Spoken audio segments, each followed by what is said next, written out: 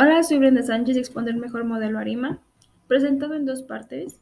Se realiza el análisis de la emisora iShares MSCI Brasil ETF, que consiste en un fondo ETF para invertir en acciones de compañías brasileñas. Cotiza en la bolsa de Nueva York y el gráfico presenta que el precio de cierre más alto es de 57.65 el 8 de marzo del 2013. Además, se observa que el ETF fluctúa entre los 16 y 28 puntos base, y el precio del activo financiero es una camioneta aleatoria, es decir, no tiene un comportamiento estacionario. Por otro lado, se observa que los rendimientos generados están entre más o menos 4% en promedio, teniendo un proceso de reversión a la media. Sin embargo, hay picos significativos donde la volatilidad del mercado es mayor respecto al promedio que paga el ETF. De lo contrario, en términos de la estacionariedad, los rendimientos se cumplen con una media constante, pero se presenta un clúster de volatilidad significativo para el 2020, porque al inicio de la pandemia COVID-19 desestabilizó muchos sectores por las medidas de confinamiento, impactando significativamente los rendimientos del ETF.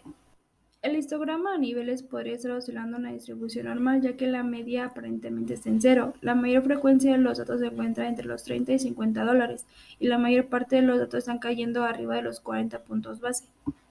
El histograma de los rendimientos también tiene una distribución normal con una alta concentración en la media. Sin embargo, se presentan algunos valores en los extremos que se alejan del promedio, causando algún inconveniente con el modelo.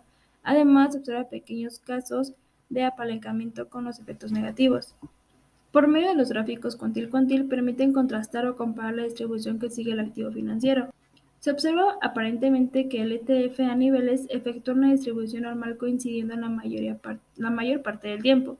Sin embargo, existen ciertos puntos de dispersión que se encuentran en los extremos que no oscilan a la recta de la distribución normal. Para el cuantil-cuantil de rendimientos, también se observa que se tiene una distribución normal oscilando en la media, donde se tiene una mayor concentración en los datos, cumpliendo con un supuesto de la econometría de media constante en los rendimientos para obtener una serie estacionaria. Y también se observa que los datos de los extremos no se comportan como una distribución normal.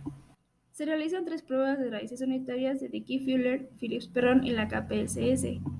Al realizar las pruebas de Dickey-Fuller y Phillips-Perron a niveles, se observa que el p-value es mayor al 0.05, por lo tanto no se rechaza la hipótesis nula, es decir, que el ETF a niveles tiene una raíz unitaria. Haciendo la misma prueba, pero para los rendimientos, el p-value es de 0.01 para las dos pruebas. Siendo menor al 0.05, se rechaza la hipótesis nula y por lo tanto el ETF de rendimientos no tiene raíz unitaria.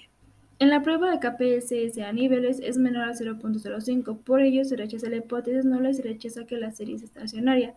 De lo contrario, la prueba de rendimientos es mayor al 0.05 y no se rechaza la hipótesis nula, es decir, que los rendimientos son una serie estacionaria. Se observan los correlogramas de la función de autocorrelación y la función de autocorrelación parcial de la primera diferencia para el ETF. Sin embargo, a pesar de aplicar la primera diferencia, hay pequeños problemas de autocorrelación en la serie para las medias móviles y los autoregresivos, para los rezagos 1, 2, 5 y 6. Se observa un tabulado donde se observa el autoanima propuesto por R y tres propuestas, mostrando los valores del Legion Box, los criterios de formación de Kaike y el bayesiano.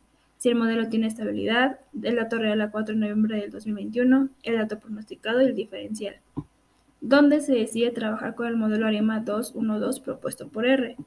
Se muestran los correlogramas para el ARIMA con dos autoregresivos, una diferencia y dos medias móviles, observando que ya no presenta problemas de autocorrelación. Se muestra el comportamiento de los rendimientos del modelo, donde los rendimientos generados están entre más o menos 2.5% en promedio, teniendo un proceso de reversión a la media. Se observan los círculos unitarios para los autoregresivos y las medias móviles, mostrando que los puntos son los números trazados que se implementaron en el modelo, y al no salir del círculo unitario significa que el modelo tiene estabilidad. Finalmente, se presenta una comparación del dato pronosticado del 4 de noviembre del 2021 con el modelo propuesto por R, el autoarima y un arima propuesto, en el cual se decide trabajar con el modelo autoarima porque a pesar de que los dos modelos cumplen con todos los valores de la tabla anterior, el autoarima tiene el criterio de información de Kaike más bajo, y para decidir qué modelo es mejor nos basamos en los criterios de información.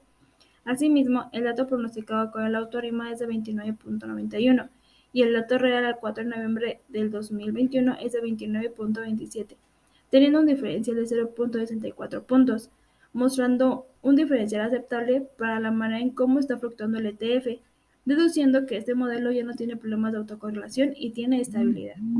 Es todo por mi parte y muchas gracias por su atención.